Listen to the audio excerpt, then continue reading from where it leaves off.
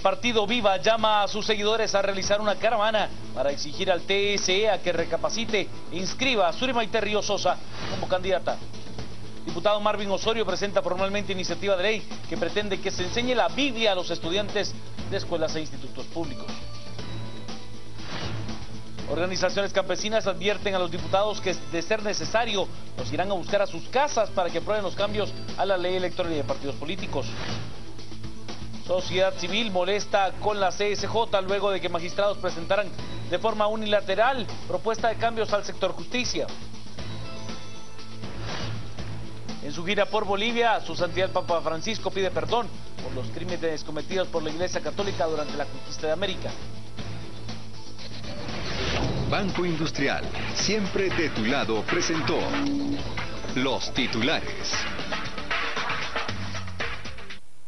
Hay un hundimiento en la zona 6 de la ciudad de Guatemala, justo en la Cuchilla. El reporte es de mi compañero Sergio Segueda. Adelante, Sergio.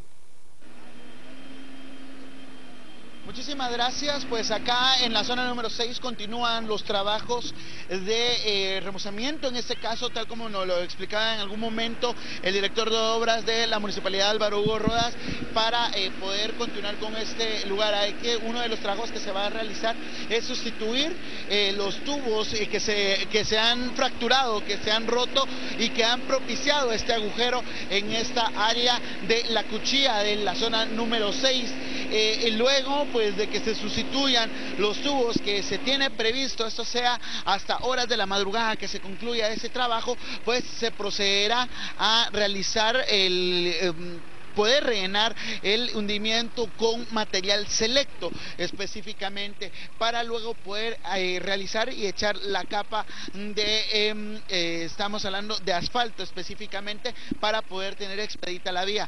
No obstante, eso es en el mejor de los casos o de la vista optimista que se tiene por parte de la municipalidad. Los trabajos podrían extenderse durante todo el día sábado y que se concluyan hasta el día domingo, para dejar prácticamente segura esta área y de que no se vuelva a repetir este hundimiento en este lugar, ya que se tiene que verificar que la tubería no tenga algún otro tipo de situación en la línea que se encuentra en este sector de la colonia Los Ángeles, que es la que hoy prácticamente pues se ve afectada en este lugar. Uno de los detalles que hay que recalcar es que se trata de aguas residuales y no del sistema de agua potable, por lo cual el área o el área pues se mantiene con el servicio de agua normal y solamente pues que se han desviado las aguas negras o las aguas residuales hacia otras áreas de la zona número 6. Esto es pues lo que sucede a estas horas de la noche, y con esta información vamos a retornar al estudio central.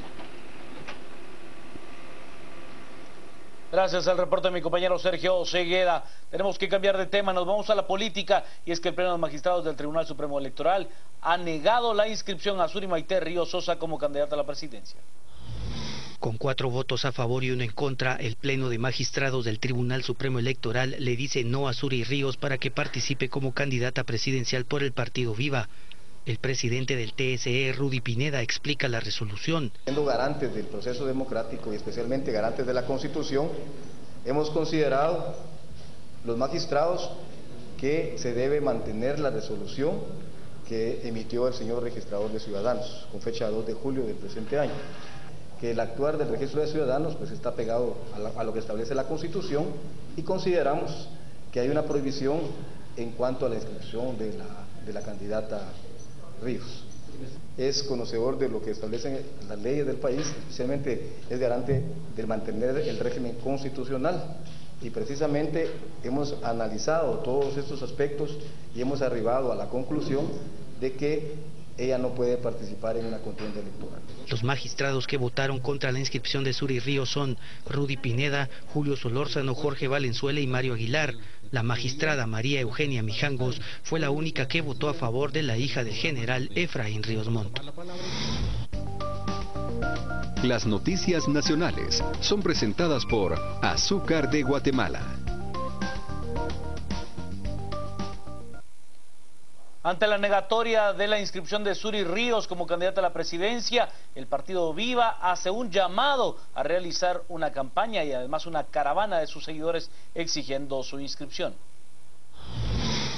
La dirigencia del partido Visión con Valores Viva accionará interponiendo un recurso de revisión en contra de la resolución del Tribunal Supremo Electoral de no aceptar por segunda vez la inscripción de Suri Ríos como candidata a la presidencia. Es posible que se condene a generaciones de hijos, hermanos, tíos, primos, nietos, tataranietos, utilizando a la Constitución como excusa, ya que el fin primordial de la Carta Magna no es vedar derechos, sino otorgarlos y protegerlos.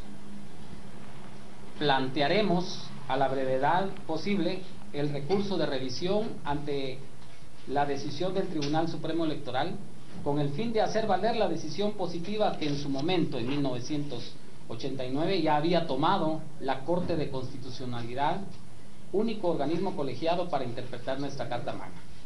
Viva ha hecho un llamado a sus seguidores a realizar una caravana que saldrá desde el hipódromo hasta la sede del Tribunal Supremo Electoral para exigir que Suri Ríos sea inscrita como presidenciable de ese partido. Los simpatizantes han manifestado su intención de mañana hacer ver su descontento con esta decisión que ha tomado el tribunal. No me cabe la menor duda que habrán simpatizantes que harán ver ese aspecto, pero realmente la caravana es parte de todo una planificación de proselitismo que ya se venía dando. Va a salir del hipódromo del norte y tiene un recorrido que con mucho gusto les haremos llegar para que pues ustedes puedan también verla. Están cordialmente invitados. Este llamado hace recordar al que hizo el padre de Suri, Efraín Ríos Montt, en su momento en el año 2003. Acto conocido como el Jueves Negro, y que provocó desmanes por parte de los seguidores, en aquel entonces del partido FRG. Ríos Montt movió a las masas para que exigieran al Tribunal Supremo Electoral y a la Corte Suprema de Justicia que permitieran su inscripción como candidato a la presidencia de la República. El resultado fue la muerte del periodista Héctor Ramírez, crimen que aún está en la impunidad. ¿Sabe usted? Organizaciones indígenas y campesinas aseguran que buscarán a los diputados en sus propias casas de ser necesario si no se aprueban las reformas a la ley electoral y de partidos políticos. La Asamblea Popular, conformada por organizaciones campesinas como el CUC, CONIC y CENOC, amenazan de ir de puerta en puerta a la casa de los diputados del Congreso de la República a buscarlos para exigirles que se aprueben las reformas a la ley electoral y de partidos políticos, para que se incluya en la agenda legislativa para la próxima sesión plenaria. El mensaje que vamos a mandar a partir de este momento es que el diputado que esté haciendo propaganda o que esté en su casa lo vamos a ir a buscar. A partir de ahora, las protestas se van no solo al interior, sino que a las casas de los diputados para que el día martes estén acá en el Congreso legislando y aprobando las reformas a la ley electoral y de partidos políticos. Si no están los parlamentarios, les dejarán la solicitud a las esposas para que ellas presionen a los diputados. De hecho, digamos, ya tenemos las direcciones, los lugares de donde viven. Vamos a llegar pacíficamente, vamos a llevar una copia de las reformas y si no están los diputados se los vamos a entregar a sus esposas o a sus hijos o al que pueda atender la casa. Mientras tanto, un diputado del Congreso de la República presenta una iniciativa de ley para que se den clases de Biblia, ¿sí?, en las instituciones de educación pública. El diputado Marvin Osorio tuvo una iluminación divina que lo hizo oficial al presentar la iniciativa de ley para la educación bíblica en centros educativos públicos, con la que se busca que los menores de edad tengan educación con moralidad. Porque trato de cuidar lo que el Señor me mandó. Esto no es ninguna bancada política, de ninguna bandera política. Esta es una visión de Dios la que se está dando y he hablado con diferentes bancadas y todos están anuentes a apoyarme, porque esto no es mío, esto no es del diputado, esta es una visión del Señor para este país que se está perdiendo. El parlamentario asegura que con esta iniciativa no se pretende imponer religión a los menores de edad. Nosotros entramos de reuniones ordinarias el 2 o 3 de agosto A partir de ahí, Dios sabrá el día y la hora que me va a poner, porque eso todavía no me lo ha dado el Señor. Porque todo lo que estamos haciendo es parte del Señor, no es idea mía. Todo Él lo va poniendo. Por eso, por ejemplo, esta conferencia la estoy dando porque Él, hoy, hace 2 días, aprobó que se diera. El legislador aseguró que espera que la iniciativa de ley sea conocida en la próxima sesión dentro del Pleno del Congreso. No puedo llamar este video de otra forma sino indignante, pero júzguelo usted. La diputada Mirza Arriaga se burla de los niños desnutridos. En el video, en donde se prueba que ella pedía contratos del FODES a su favor, también queda en evidencia cómo la congresista se mofa de los niños que no tienen que comer. Los menores los llevaron a una actividad pública. Le pusimos el libro de la vergüenza a la luz y ahí en el salón del pueblo. Y entonces, porque mire, pues para hacer leña de alguien, qué fácil, ¿verdad? Aquellos niños que llaman de la sombra de la oscuridad y todo, ¿se recuerdan? Que aún siguen por allá, esos pobres niños abandonados. Entonces, mire, señora, porque no les pudieron mandar unos alimentos. Esos niños realmente sí necesitan apoyo continuo, ¿verdad? Y mandamos de la y le pusimos ahí atrás lleno todo el salón de niños desnutridos. La pobre Luciana ya No. ¿Sabe usted, para la activista Helen Mack, la Corte Suprema de Justicia traicionó a las organizaciones sociales al presentar de manera unilateral sus modificaciones al sector justicia? Luego de acordar en conjunto con organizaciones civiles y diferentes sectores de la sociedad modificar algunos artículos de la Ley de Carrera Judicial con el objetivo de reforzar y transparentar el sistema de justicia, la Corte Suprema de Justicia presentó de forma unilateral la propuesta de cambios a la dirección legislativa del Congreso de la República. Según la activista Helen Mack, quien califica como el acto como una traición. Bastante preocupación el hecho de que después de haber estado la Corte sentada en una mesa consensuando artículos para lograr las reformas al sector justicia, la Corte presentara, estando ellos en Estados Unidos, ellos presentan su propia iniciativa. Eso es prácticamente una traición, y nosotros creo que lo que estaríamos esperando es que el Congreso realmente escuche a la población sobre estos pendientes que tenemos de las reformas al sector justicia. La activista señaló que la propuesta de la Corte presentada al Congreso de la República no cumple algunos aspectos importantes para garantizar la ejecución de la justicia de forma eficaz y exige al Congreso de la República optar por la propuesta que mejor se adapte al fortalecimiento del sector justicia.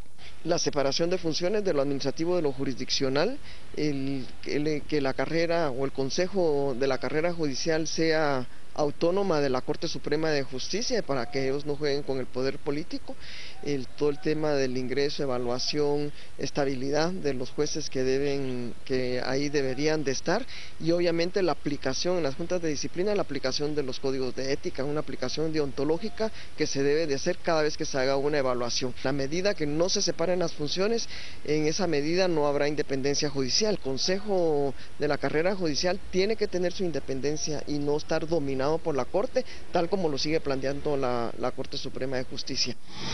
2 personas heridas es el saldo de un intento de asalto a un autobús, esto en Coatepeque.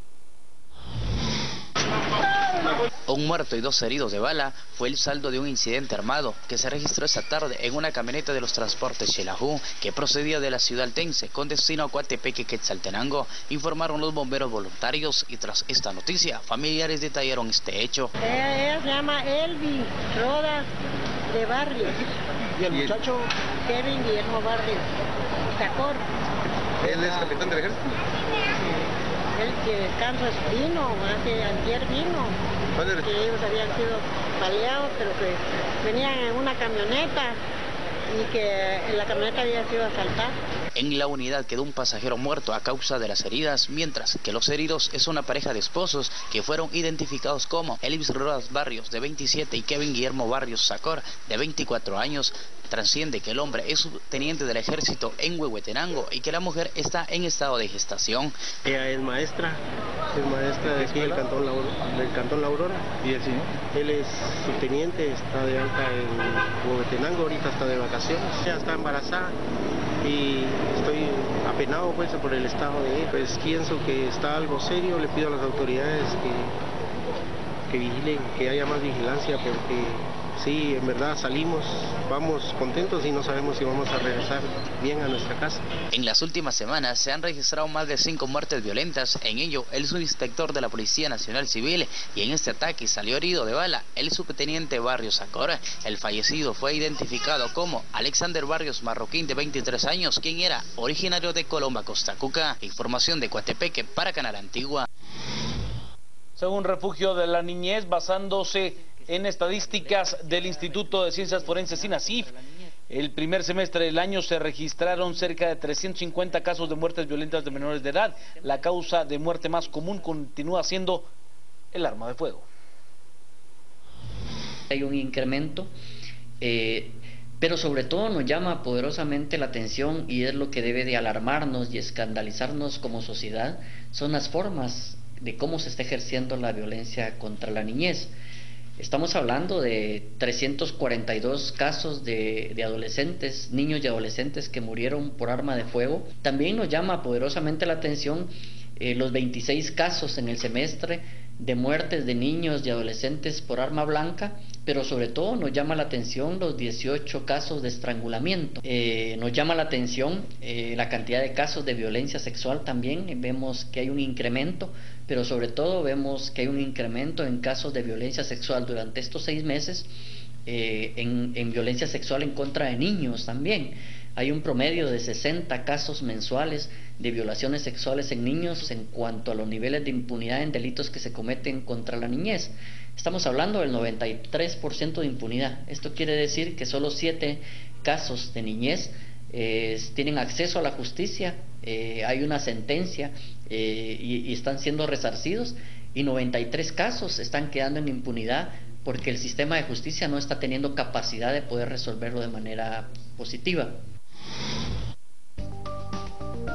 Las noticias nacionales fueron presentadas por Azúcar de Guatemala.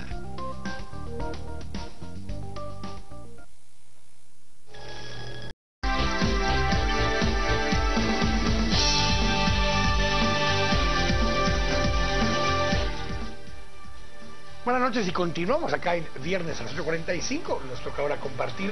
Soy Quique Godoy, me acompaña Claudia Méndez Arriaza, Paula Hurtado y Cristian Castillo. Muy buenas noches. ¿Qué tal? ¿Cómo están? Buenas noches. Buenas Estamos noches. estrenando compañero, ¿no? Sí, por eso les decía en serio, bienvenidas a ambas, que son las usuarias de este espacio, pero hoy Cristian Castillo. Hoy es la inauguración de Cristian. Hoy es la inauguración de Cristian. Muchísimas gracias por el espacio y la oportunidad de poder. Antes que terminemos va a haber bautizo. Bueno, con bienvenido, que no sea baño al aire, me conformo. No, escena pagada por ti, para ti. Ay, híjole, entonces no te está bien. preocupes. Bienvenido, Cristian. Bueno, yo no me recuerdo a quién le toca elegir restaurante hoy, pero quizás aquí que a Paola prepare. Yo les propongo el platillo volador del Mercado Central.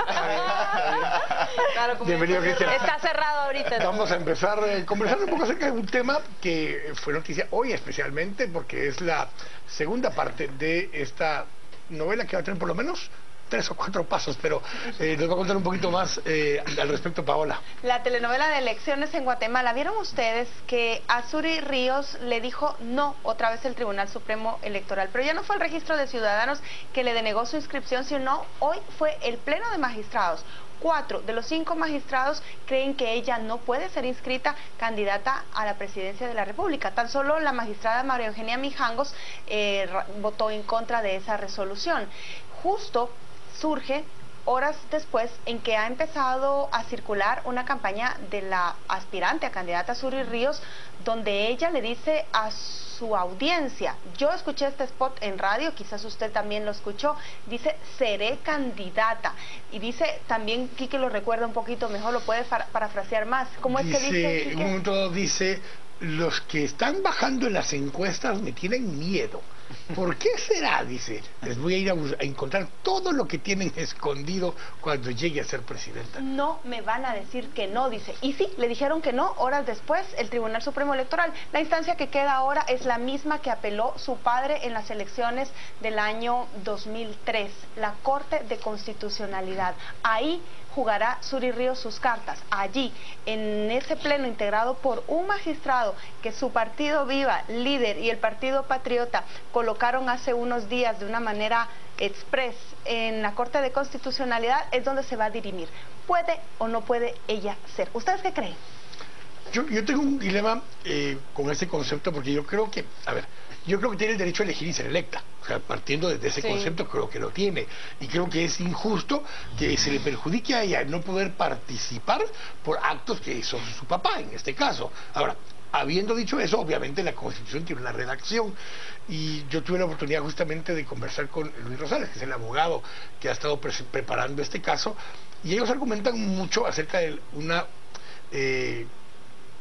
opinión consultiva del año 89, que era 212-89, justamente Luis es el que está sentado a la izquierda de Suri Ríos, donde se presentan 3 consultas de esa época de parte del Congreso de la República. Y yo creo que el argumento... Raquel Plantón, ¿no? Pero se hace, como no podían hacer la consulta específica con nombre y apellido, se hacen 3 consultas genéricas. Una, si una persona que había participado en el golpe podía participar. Era la pregunta de José Efraín Ríos Montt. Segundo, si la pareja del presidente podía participar. No podían preguntar específicamente por Raquel Blandón. Eran las únicas 2 consultas formalmente hechas por el Congreso de la República. Sin embargo, la Corte resuelve 3 respuestas. Resuelve el tema de José Efraín Ríos Montt, después resuelve y dice que no puede participar nunca. Después resuelve el tema de las parejas, haciendo una aclaración adicional, diciendo que efectivamente no genera agrado la relación de pareja, pero que la pareja con la persona son una en sí misma prácticamente, y que por eso no puede participar la pareja. Ojo, consulta que fue utilizada como referencia hace 4 años por esta misma Corte en el caso de Sandra Torres, en ese aspecto justamente. Y tercero, es una pregunta que no estaba hecha, pero aumentan la respuesta y dicen que con referencia a los parientes de los que participaron en golpe de Estado o el que haya terminado como jefe de Estado. La consulta en ese momento era por Luis Ernesto Sosa, quien es el tío de Suri Ríos, cuñado de José Efraín Ríos Montt, y dicen ellos que sí puede participar porque la prohibición en todo caso aplicaba para el periodo 82-86, y como esto ya era el periodo 90, que sí podía participar, y efectivamente se inscribió en esa elección. Y Claudia, antes de que ustedes intervengan, déjenme presentarles el spot que está circulando de Suri sobre Suri sí va en redes sociales. Miremoslo. Suri sí va, lo afirman los expertos. Impedimentos para la licenciada Suri Ríos no existe ninguno. Las constituciones políticas están para garantizar derechos, no para quitar derechos. No pueden participar en el primer periodo constitucional, es decir, de 1986 a 1991. La licenciada Ríos tiene derecho absoluto de participar. Vamos a salir victoriosos y triunfadores. Suri presidente, Suri sí va. Claudia, ¿qué pensás? A mí me parece que ella tiene el derecho de participar, y esta discusión se lleva en un ámbito electoral, obviamente, pero lo que trata de establecerse como sanción es el ser hija de alguien que participó, y eso me parece un abuso a sus derechos. Ella tiene toda la libertad de poder postularse hacia un cargo. No entiendo por qué 4 magistrados lo rechazan, tampoco entiendo por qué el registro lo rechaza, pero espero ver qué dice la Corte de Constitucionalidad. En ese caso, a mí me llama poderosamente la atención que ella viene de una familia altamente controversial en la historia política guatemalteca. Digamos, el FRG marcó tendencia y tradición en puntos de inflexión de la historia guatemalteca, y en el caso del 2003, cuando su papá, digamos, expresamente tenía una prohibición constitucional. En todo caso, él tenía una prohibición constitucional en la CC. Bueno, hay una interpretación y le permiten participar. Acá el elemento que llama la atención, que este caso puede dar argumento para todos que se han opuesto, digamos, a cambios que puedan entrar en vigencia inmediata. Este tema demostraría que cuando a la ley le agregamos voluntad política, cualquier cosa puede pasar en el régimen guatemalteco. El otro elemento que llama también mucho la atención es la certeza y la seguridad con la que ella empieza su campaña de expectación, desde el momento en el que pide mensajitos hasta como la escuchamos ahorita en el spot. Ella tiene plena certeza. ¿Cuáles son los elementos que le garantizan que va a ser inscrita? Me parece que esos son extraoficiales y no los conocemos, a menos que hayan ya acuerdos preestablecidos en el nombramiento del representante del Congreso ante la Corte de Constitucionalidad. Pero tu opinión sobre si puede o no puede, ¿tienes alguna? Me parece que es tema de interpretación jurídica, y en interpretación en Guatemala hay un artículo, 2 abogados y 5 o 4 interpretaciones. Es tema de interpretación. Yo no me siento competente para decir si ella debería o no ser inscrita. No me siento capaz de hacerlo. Pero me parece muy interesante la vehemencia con la que ella dice, seré candidata. Y se levantan suspicacias, pero sobre todo la forma... Sí, creo que el discurso de... Es que el Pleno le dijo que no, Claudia, y fue tajante, no era ni siquiera un 3-2. Ahora, hay otro elemento ahí que llama, que es una espinita, todo lo que se ha invertido ya en su perfil electoral. Claro. Es decir, todos sus financistas no van a invertir en una candidata que posiblemente tenga que enfrentar la justicia y que no sea inscrita. ¿Hay ahí algún elemento que garantiza que esa inversión político-electoral que empezó desde los mensajitos no se pierda y tenga algún rédito político? Solo hay que recordar que en las elecciones pasadas ella se retira y sigue la participación del partido con la bancada de diputados. Que en esa época era el FRG, que hoy se transformó en el PRI. Exactamente. Pero no se retira por esto.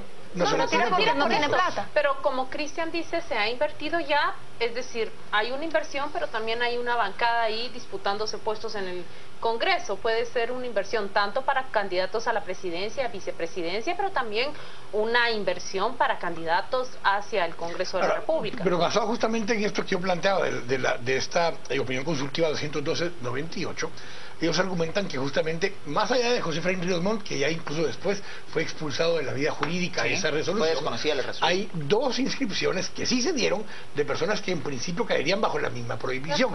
Uno, Luis Ernesto Sosa Ávila, que es justamente el hermano de doña Tere, que en el año 90, justamente después de esta opinión, fue inscrito amparado en esta opinión consultiva. Y después Jacobo Arbenz Vilanova, bajo el argumento de que su papá, obviamente en el 44, cuando ya había caído Ubico y cae Ponce Baides, asume el puesto también de jefatura de Estado, de triunvirato, lo cual en principio lo hace también parte del 186. Y eso es justamente lo que me hace decir a mí que ella debe ir. Ella tiene el derecho a participar. Otras personas han participado a quienes se podía aplicar este artículo y participaron. Ahora, mi posición es muy distinta respecto del padre. En el 2003 para mí era claro que retorcieron la letra de la Constitución para que él participara. Pero eso quedó revocado en el 2007, ¿verdad? En el 2007 porque hubo un grupo de abogados que no se quedó satisfecha con esa resolución y llegan y plantean una consulta para que se retrotraiga eso del registro. Con una corte distinta.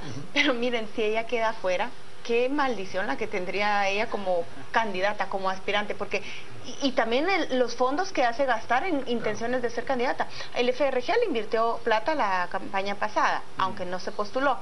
El PLP también ya había empezado a erogar dinero para que ella fuera la candidata y el PLP se quedó sin siquiera inscribirse como partido. Y ahora sería Viva el que deja con un saldo ahí negativo. Los momentos jurídicos llaman mucho la atención también, porque en este preciso momento el papá sale del proceso judicial. Bueno, fue muy poco comentado eso. Pasa desapercibido. Ante la cantidad de noticias que tuvimos durante esta semana, ese fallo...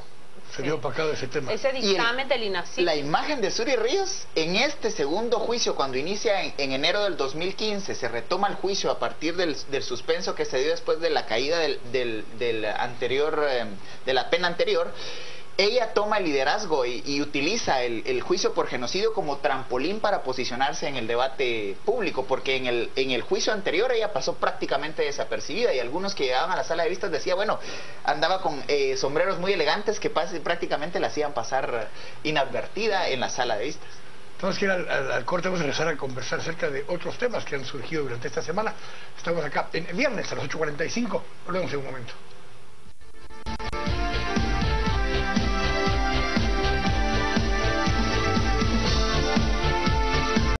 Estamos de regreso acá en viernes a las 8:45 y otro de los temas que fueron noticia durante estos últimos días, bueno, de hecho, hablábamos de que hay jueves de CICIG. Bueno, esta semana hubo martes de CICIG y jueves de CICIG. Hubo... Sí, no le gusta. El jueves es de Pache. Sí. Ah, bueno. Sí, de Paches. Miércoles de cumbia, jueves de Paches. ¿Y el viernes? Pues yo no sé, para bueno. el viernes ese comentario de bueno, pero yo les he de decir que yo creo que esta va a ser quincena de CICIG de aquí a partir de lunes, pero yo creo que eso, es el año de CICIG, sí, también, y eso ahí se amerita. Para resumirlo. Eso también es cierto, pero CICIG. esta semana especialmente, bueno, aparte de los casos del martes, que fueron los 4 diputados y el alcalde, todos de líder, el día jueves se da esta otra nota con la captura de Gustavo Martínez, que fue el último realmente de los capturados, fue también, que es ex secretario general y yerno del presidente Otto Pérez Molina. También fue capturado Edwin Rodas, ex viceministro y ex ministro por 6 días, pero ex ministro de Energía y Minas durante esta gestión, y también de César Augusto Medina Farfán, que es realmente el personaje central de toda la trama, tal y como fue presentado por tanto el MP como por la CICIG. Y finalmente el caso de Filadelfo Reyes, que en este caso ya estaba como candidato a diputado por todos, en el 11º lugar de la metropolitana, que para decir algo era pues un relleno en el listado, realmente en el último del listado, pero también trabajó antes en la unidad de planificación del mismo Ministerio de Energía y Minas, y trabajó también en la SAT. Esos son los lugares donde había trabajado antes Filadelfo, que es justamente quien está ahora en pantalla. ¿Qué nos deja estas noticias de esta semana? Sabe que yo lo quiero enfocar desde una pregunta que nos dejó tanto a usted como a mí y a nuestros invitados de anoche. Ya se los vamos a comentar para variar un poco el debate y no concentrarnos tanto en las figuras. Hubo una pregunta que terminamos discutiendo cuando se cerraron las cámaras y discutiendo por largo rato. Se agotaron unos 15, 20 minutos después de que concluyó el programa, y es justamente cuánto debe alcanzar la investigación al presidente de la República. Porque se han dado cuenta ustedes que la respuesta categórica de las autoridades judiciales es: hasta el momento las investigaciones no llegan allí, hasta el momento las acusaciones no alcanzan hacia la presidencia, hasta el momento, y es la respuesta que esperamos de cualquier fiscal objetivo, hasta no tener las pruebas, no acusar, y yo creo que es lo que ha hecho tanto el comisionado Iván Velázquez como la fiscal Telma Aldana, es lo que transmite esa certeza y esa seguridad cuando ellos acusan. Pero aquí somos periodistas, somos comentadores y podemos hablar con la libertad con la que yo me plantearía de cara al presidente y le preguntaría qué sucedía en esas reuniones que Gustavo Martínez organizaba para que él se encontrara con Howard Energy. ¿Qué era lo que se conversaba? Salía el representante de Howard Energy satisfecho, contento, salía con convenios establecidos. Habían convenios previos ya pactados con Gustavo Martínez, y cuando este representante de Howard Energy llegaba con el presidente salían positivos tal como uno y el otro convenían. ¿Hasta qué punto sabía el presidente hacia dónde debía inclinar la respuesta, el sí o el no, para satisfacer lo que su yerno y su secretario general había pactado, independiente de que él supiera o no? Ojo que no estoy diciendo sentenciar, no estoy diciendo condenar al presidente, voy a jugar también a ser prudente como han sido los fiscales y los investigadores, pero creo que aquí hay una serie de preguntas que el presidente está llamado a responder. Ya no es ¿por qué nombró a fulano de tal como presidente del ICS? ¿Por qué nombró a fulano de tal como superintendente de administración tributaria? Ahora es ya lo involucró a él. ¿Qué platicó durante esa reunión con los representantes de esta empresa? Respóndame, por favor, porque tengo la duda. A mí me llama mucho la atención que una empresa no invierte 120,000 dólares. Ahí va otro por cada reunión con el presidente. O sea, es decir, yo no voy a pagar 120,000 dólares para irle a ver la cara al presidente y no obtener ninguna respuesta concreta. O sea, no iban a pedirle un autógrafo. Exactamente, había ahí una relación de intercambio muy claramente establecida. El autógrafo no llega a valer 120,000 y sobre todo de manera reiterada. El elemento aquí es, ¿qué nos dejan estos 2 días? Uno, me parece que la depuración judicial de una clase política que la sociedad guatemalteca en pleno está rechazando. 2, el tema del buscar esas redes que generan tráficos de influencias tienen proyectos económicos y políticos bien claros y buscan obtenerlos. Sector público y privado. Y que privilegios. se conjugan. Y son privilegios que no se pueden obtener con el régimen establecido. Tres, que me parece que es muy importante, es que el presidente aquí no puede decir, mire, yo no sabía. Porque se sentó con ellos. Y además, todas las redes que han caído, todas han sido de gente de confianza muy allegada al presidente. Cae Camargo, cercano al exministro de Gobernación, nombrado por el exministro de Gobernación. Como jefe del sistema penitenciario. Cae el secretario de la vicepresidenta, secretario privado de la vicepresidenta, muy cercana a Otto Pérez Molina, que él decide llevarla como su dupla, como binomio presidencial en el 2011 y no a alguien impuesto desde otros sectores de poder en el país. Cae la estructura de la red, digamos, liderada, o en alguna medida el vínculo era su yerno, y cae en alguna medida una serie de señalamientos contra aeronáutica civil y otras estructuras que han ido saliendo a la luz. Me parece que alegar ignorancia de todo eso para el que fue director de inteligencia del Estado realmente es difícil y dudoso de creer. Hay otro indicio también, que si el presidente no lo conocía, en Contrapoder se lo contamos. El año pasado publicó nuestro compañero Asier Andrés la documentación que en un año Gustavo Martínez compró 3 propiedades valoradas en 3.3 millones de quetzales, entre ellas un apartamento en la zona 10. Que parece que es donde lo detuvieron, ¿no? Decía una residencia en la zona 10. Ajá. Posiblemente ahí vivía. Pero miren, si yo sé que un empleado mío gana 34,000 quetzales al mes y de repente me sale con que está comprándose propiedades por ese valor y al mismo tiempo me está llevando con 24 horas de antelación representantes de una empresa que me está pidiendo a mí favores. Es que 1 más 1 son 2. Pero puedo agregar. Pero entonces el presidente, ¿qué hizo? ¿Qué hizo? ¿Solo porque era su yerno? Dijo, ay no, bueno, no le voy a perjudicar. Hace falta agregar a la lista de Paola los apartamentos.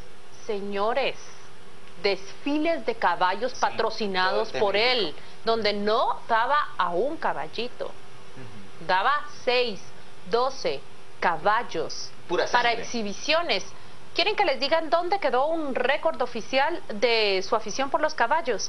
Cuando compiten para ser electo como magistrado de Corte Suprema de Justicia, recordarán ustedes que esas comisiones de postulación calificaban la proyección humana. ¿Saben qué escribió ahí como su proyección humana?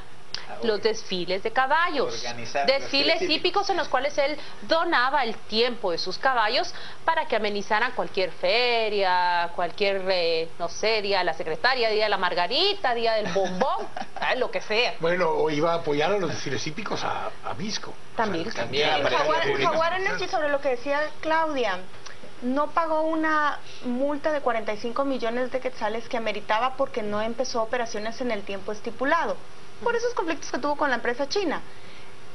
Por ahí podría empezar a documentar ese caso. ¿Qué consiguió Jaguar de esas reuniones con el presidente? ¿Quiénes son las autoridades en cada cosa? Porque en ese caso, la empresa que tiene el contrato con Jaguar Energy es Empresa Eléctrica.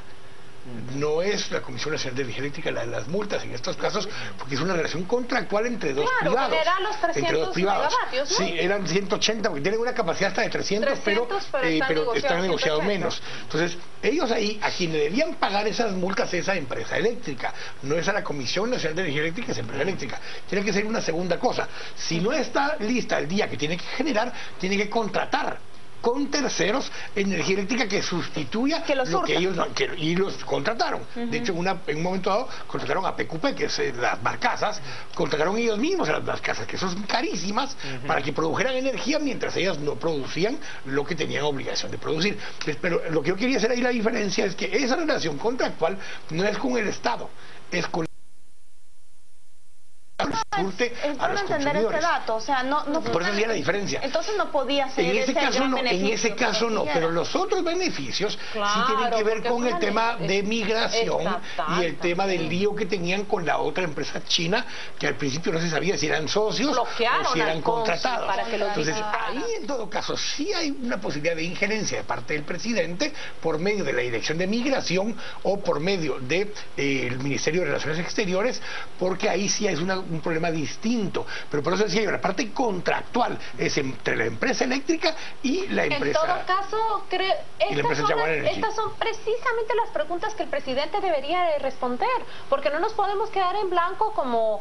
Me gusta decir, hubo reuniones, y ya pasamos de la era donde en el cuarto oscuro se revelaban las fotografías. Ahora tiene que ser todo transparente. Y yo quiero agregar dos puntos Pero solo más. quería decir una cosa más con lo que habíamos hablado para que no se me quede, y es que no necesariamente es porque pagaron los $120,000 que se genera el delito.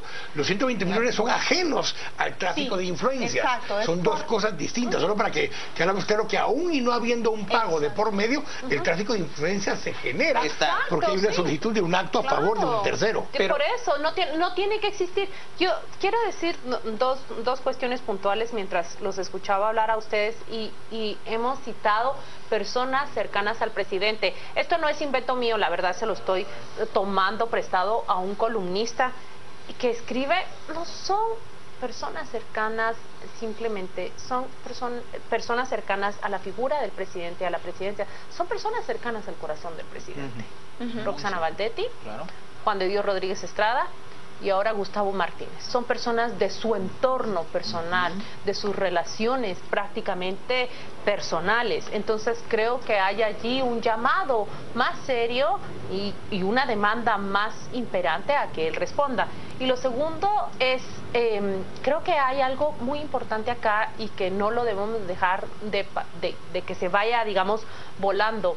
Se han dado cuenta que hay por lo menos 3 casos ahora que implican corrupción, y tenemos identificadas a las empresas. 2 son mexicanas, Zetagas, tenemos Visa en el caso de Lix, bueno, y tenemos a Howard Energy. Estadounidense, que tiene una legislación muy estricta con respecto a pagos. Exactamente, aquí se rompen un montón de tratos. Y aquí lo que estamos viendo es ya casos de corrupción de grandes empresas, por lo menos de transnacionales, que invierten sumas de dinero importantes en un país extranjero, y ahí va incluido ahora una acusación grave de corrupción.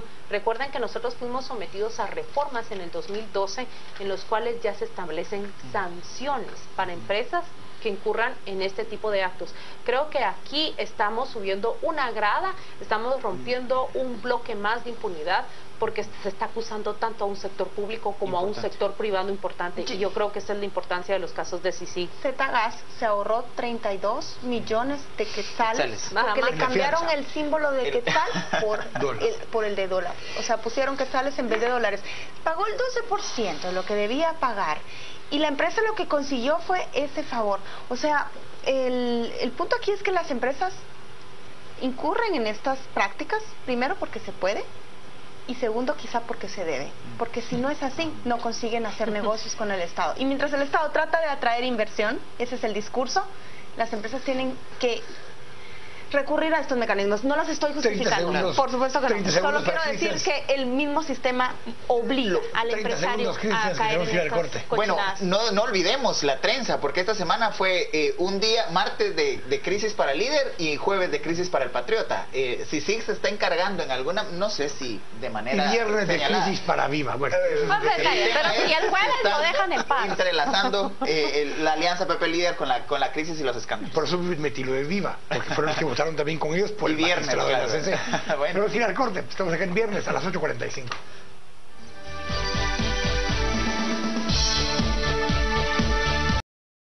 Si nos parecía muy poco que el yerno del presidente de la República fuera capturado bajo cargos de tráfico de influencias, 2 días antes el Ministerio Público y CICIG habían acusado a 4 diputados y a un ex candidato alcalde del partido opositor Libertad Democrática Renovada, líder, también de traficar influencias, de asociarse y generar una corrupción.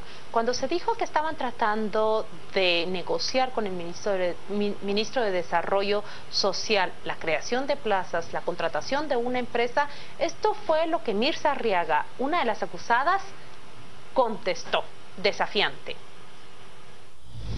Yo lamento bastante de verdad que la CICIG y el MP se esté prestando a estos juegos.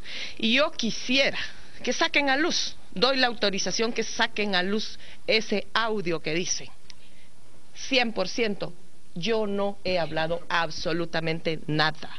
yo me sé cuidar. ¿Se recuerdan cuando los padres de uno le decían cuidado con lo que pides? Pues bien, ella pidió y le fue dado. Veamos, un día después se revelaron los videos en los cuales se escucha a la diputada que dijo yo me sé cuidar, yo no estoy allí, diciendo esto.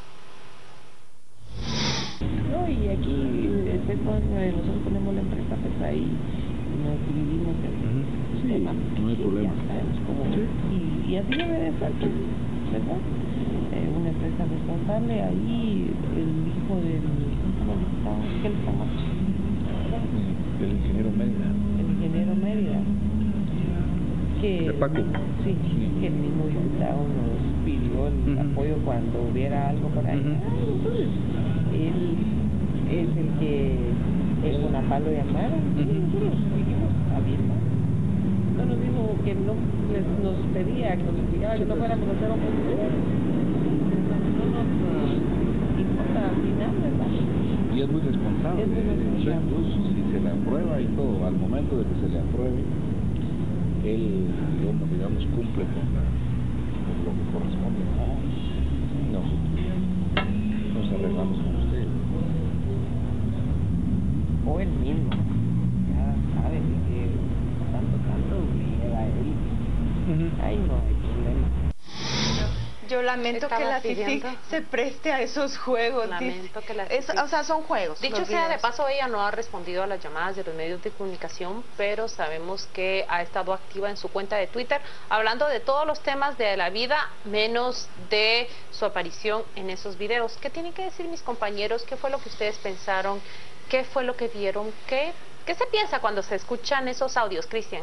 Bueno, en primer lugar, llama la atención mucho el que graba y el que es grabado, digamos, porque el que es grabado queda evidenciado, pero el que graba va con la intencionalidad y va preparado y obviamente genera toda esa expectación. Y en este caso, claro, ella queda evidenciada en su posición. No es la única diputada, como el tema de las plazas fantasmas, digamos, no es solo un caso. Me parece que el problema de todo esto es que se sienten muy cómodos haciéndolo. Impune. Y entre ellos ya no lo ven como algo malo, como algo negativo, sino que es algo muy normal y natural negociar con, en este caso, ministros. El problema de todo esto es cuánto está perdiendo la sociedad guatemalteca en todos estos procesos, porque lo que sale a luz de sobrevaloraciones, etcétera, pues eso se puede cuantificar, pero todo esto pasa desapercibido porque son este tipo de negociaciones espurias que están fuera. Evidentemente hay una gran pérdida de recursos públicos que pudieran ser dirigidos a otro tipo de temas. Quique, ¿qué pensó cuando los vio? A ver, dos cosas diferentes, porque una, después de que retó e incluso dijo, autorizo a que saquen el audio, ella nunca pensó en un video, cuando salen los buenos audios, Luis Chávez dice, esa no es mi voz. Porque fue lo primero que reaccionó, después de que ya salieron, dijo, no, esa no es mi voz. Bueno, aparte de que hay laboratorio de voz en el INASIF, que podrían haber verificado si era su voz o no, pues sale el video. Y entonces no puede decir que no es él, claro. Entonces, y ahí se vuelve un poco más complejo. Pero mire, a mí lo que me llama la atención es que, mira que mismo sabíamos cuántas veces le hemos escuchado acá mismo en grabaciones de audio, todavía no tenemos video, pero, como decía Cristian, y aquí son, a ver, es demasiado burdo, demasiado abierto, demasiado normal todo esto. Y yo la pregunta que me haría es, ¿cuántos van? ¿6 diputados? 6 diputados. No, en total van 6, porque son 6. Moadi, Hichos y estos 4. Son 6. Quedan 152. ¿Cuántos de esos 152 están ahora preocupados de qué han dicho? Ya no solo en grabaciones telefónicas, pero tal vez han estado en lugares donde ni cuenta se dieron que los grabaron. Me hace recordar a Fujimori, ¿cómo se llamaba aquel? Montesinos, Vladimir Montesinos. Me hace recordar a eso automáticamente. Dos cosas. Yo estoy llegando a pensar que el famoso listado de la CICIG sobre diputados no existe. Lo que hay son casos documentados que están sacando uno a uno para mostrar desde un expresidente, un caudillo de Chiquimula, diputados de la bancada de oposición, un caudillo de Quiché cómo opera el Congreso. Creo que son más bien casos emblemáticos de cómo opera el organismo legislativo. Más bien, no sé que la CICIG haya dicho, vamos con los 158. No, creo que están documentando casos de las que han tenido acceso y presentándolo. Y el punto número 2, yo quiero irme al fondo de ese video. No sé si lo grabó con una pluma, no sé si el ministro se lo puso en la solapa del saco, no lo sé. Pero, ¿qué hace un ministro con 2 diputados reunidos en un café de la zona 1 cuando el lugar es en la bancada si tienen preguntas puntuales de su gestión o en la oficina de un diputado si quieren hablar del trabajo? Punto 2, es el mismo ministro y la misma bancada que lo quería interpelar a él por el intento de comprar maquinaria a través del FODES, maquinaria usada que supuestamente por intermediación o por orden de Roxana Valdetti se le quería vender al Ministerio de Desarrollo Social como nueva, y el líder se oponía tajantemente porque Manuel Valdizón tiene un negocio de importación de maquinaria pesada. Entonces se puede inferir ahí que estaban defendiendo intereses del líder de su partido, pero en todo caso todo es incongruente, no es el lugar, no es el tema y no es la bancada la que debería estar. Pero justamente no será por hablando ejemplo, en esos términos. ¿Qué pasa si es un proceso que él intuye? Similar a lo que le pasó a Claudia Escobar, porque regresamos al caso de la magistrada y tuvimos la misma duda y la misma inquietud y los mismos comentarios que está diciendo ahora Paola cuando ella dijimos ¿por qué va a la oficina de ese abogado? ¿Por qué fue allí en vez de aceptar que fuera oficina de un abogado, en vez de Vernon González, en vez de hacerlo en su despacho o en una oficina?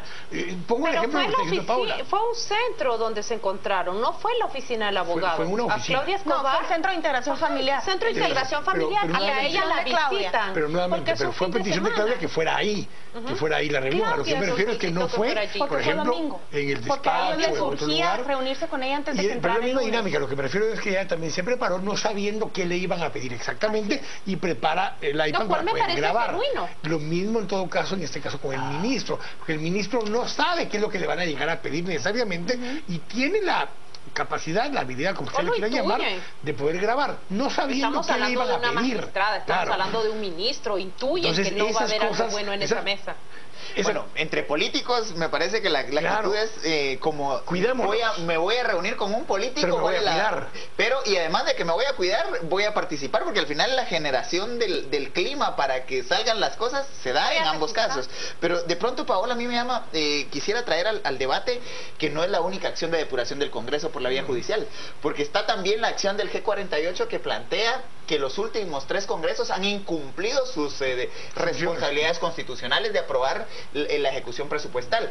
Y ahí, si eso la CC lo da con lugar, prácticamente los 3 últimos congresos no pueden participar y tendrían un bloqueo jurídico por haber incumplido responsabilidades constitucionales. Pero además de eso están las acciones por el 113, es decir, evitar que diputados o candidatos que no son honorables y que no responden a un perfil de idoneidad no puedan participar. Y además hay varias, digamos, lo que me parece que la señal que tenemos acá de la sociedad guatemalteca urge que se depure la clase política que la dice representar. Y que el primer filtro es el Tribunal Supremo Electoral. Claro. El primer filtro en este momento y en las condiciones en que estamos es el Tribunal Supremo Electoral.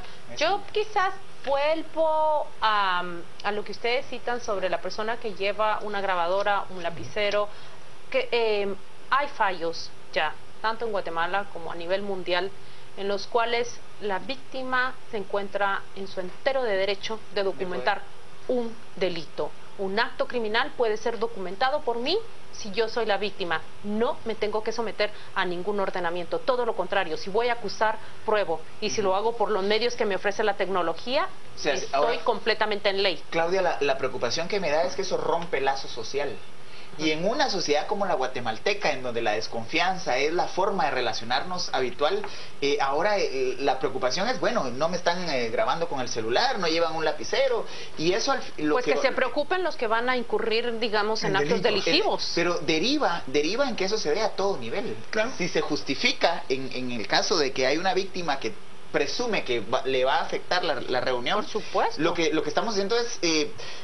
garantizando o justificando que se dé ese uso, no solamente en relaciones políticas, sino a todo nivel. Solo yo quisiera matizar, la palabra víctima para el ministro creo que no se apega en su totalidad. Si había extorsión, sí. Recordemos que este es un ministerio que empezó en este gobierno y que se convirtió en la bolsa de empleo del Ejecutivo y del organismo legislativo.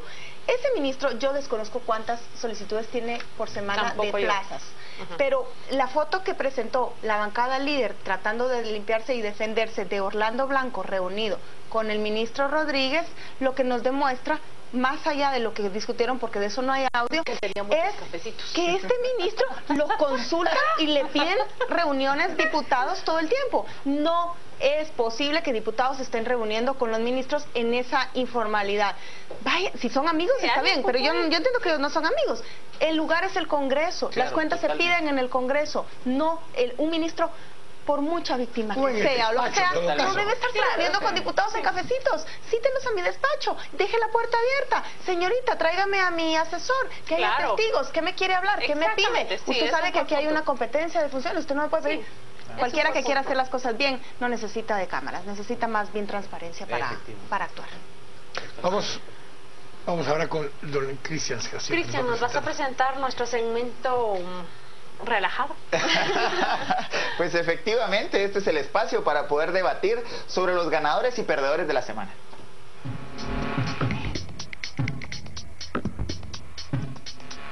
Bueno, concretamente en el caso mío, me parece que hay un ganador que ha venido recibiendo apoyo desde diferentes sectores. Y yo planteo como ganador de la semana el proceso de reformas a la ley electoral y de partidos políticos. Toda vez que la comunidad internacional, el sector empresarial y diferentes sectores sociales han venido presionando para que en el Congreso de la República se aprueben esas reformas. Y evidentemente el apoyo que se ha recibido indirectamente del señor Iván Velázquez contribuye a que se dé ese triunfo por parte del proceso de reformas a la ley electoral y sea el ganador.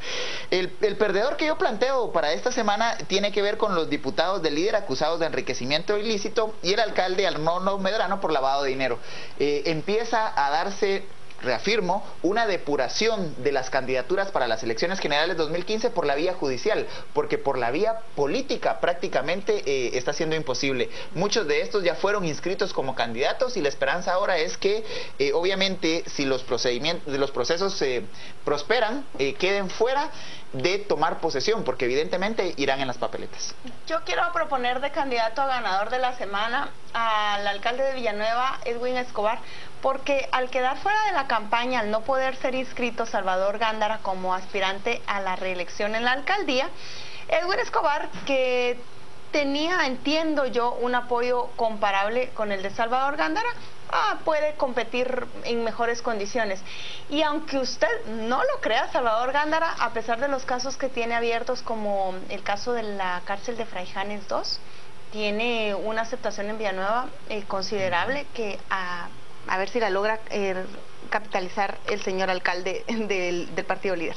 El candidato a perdedor de la semana es también el que ya le mencionaba, Salvador Gándara y Julia Maldonado. Son la diputada que busca la reelección y el exalcalde que quiere volver a la municipalidad de Villanueva, quienes intentaron por la vía judicial conseguir ser amparados para que la Contraloría General de Cuentas les diera el finiquito para poderse inscribir. Pero por la presión social, y eso sí creo que funcionó en este caso, por las demandas de que no se inscriban candidatos sin honorabilidad, finalmente el Poder Judicial falló en revocar esos amparos y por lo tanto la Contraloría no les tuvo que dar finiquito y por lo tanto el Tribunal Supremo Electoral no los puede inscribir. Ellos son mis perdedores.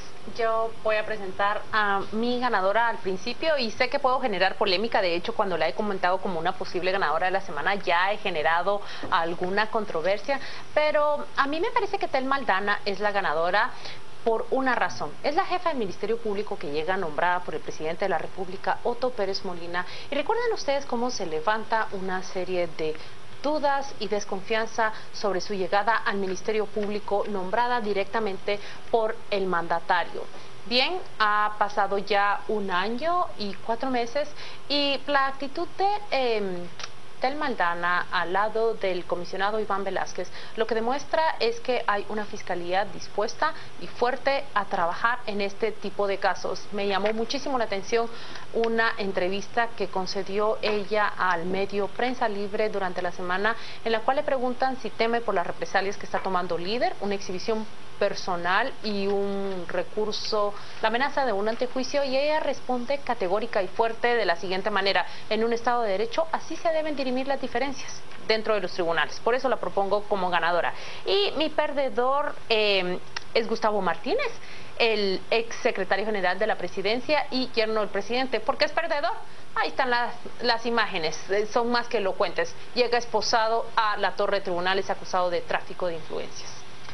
Yo voy a ser un poco reiterativo con algunos de los temas, en el sentido de que creo que juntos, tanto la CICIG como el MP son en todo caso ganadores de la semana por los golpes que lograron atestar durante la semana, tanto la fiscal general y jefe del Ministerio Público como la misma CICIG con Iván Velázquez Gómez, tanto el día martes como el día jueves fueron contundentes con sus casos. Yo por eso en todo caso planteo a ellos como ganador. Se reitera un poco la propuesta que tiene Claudia al respecto. Y como perdedor, el presidente Otto Pérez Molina. El presidente Otto Pérez Molina tuvo una semana dura, porque más allá del desgaste natural que ya traía el tema, el hecho de que el subsecretario general esté acusado ahora, esté ya guardando prisión, y además es su yerno, es un golpe doblemente duro. Lo decía creo que Claudia en su momento, no solo es perdedor porque legalmente están vinculadas personas muy cercanas, sino que en el corazón esto es un golpe tremendo, en este último en particular, por su hija también, y eso de alguna forma es un golpe bastante más fuerte. Así que el perdedor para mí de esta semana es de manera muy fuerte, muy dura, muy contundente, el presidente Otto Pérez Molina. Qué difícil votar. Lleva récord el presidente de perdedor de la semana este año, no lo has hecho con 4 meses seguidos. Y creo que la traen así de tarea. Y hoy casi me persuade, casi me sí. Que... Así vamos el semestre del presidente como perdedor. Hoy tenemos un poco disperso. Yo en todo caso me podría dejar un poco a la CICIG esta semana y aliarme se une contigo con Tel Maldana. ¿Alguien más? Convencemos a Cristian. Ya, totalmente. Y los dos votos, Claudia, me convencen los 2 votos. Le doy mi voto como ganador a Tel Maldana y CICIG por los resultados concretos. Tenemos tu voto para Tel Maldana. Sí, solo que me 4 votos. Y el perdedor. 4 votos para Tel Maldana. 4 votos para Tel Maldana. Tel Maldana es la ganadora esta semana. ¿Perdedor? Yo voto por Gustavo Martínez porque hay un cambio drástico de aquellas poses muy duras, rígidas, soberbias atrás del presidente y a caballo, una soberbia muy evidente, a pasar a una posición de ir esposado y con un semblante totalmente abatido y compungido. Me parece que eso, independientemente de que el proceso pase o no, prospere o no, esas imágenes quedan para la historia. Perdedor, Gustavo Martínez. Ok, me uno. Muy bien. Yo me mantengo con Otto Pérez Molina. Yo me mantengo con Otto Pérez Molina, pero bueno, en fin, ya tenemos el ganador de la semana, Tel Maldana, perdedor de esta semana, Gustavo Martínez. Y ustedes esperamos que sean ganadores este fin de semana, que tengan un fin de semana extraordinario. Nos va a invitar a cenar ya un ratito, aunque sean los chucos, aquí en la esquina. Don Cristian, como su bautizo. Así que nos vemos el domingo en Destino a las 8:45 y en Destino 2016, donde tendremos a Alejandro Yamatei para este domingo. Así que pase una buena noche y un extraordinario fin de semana.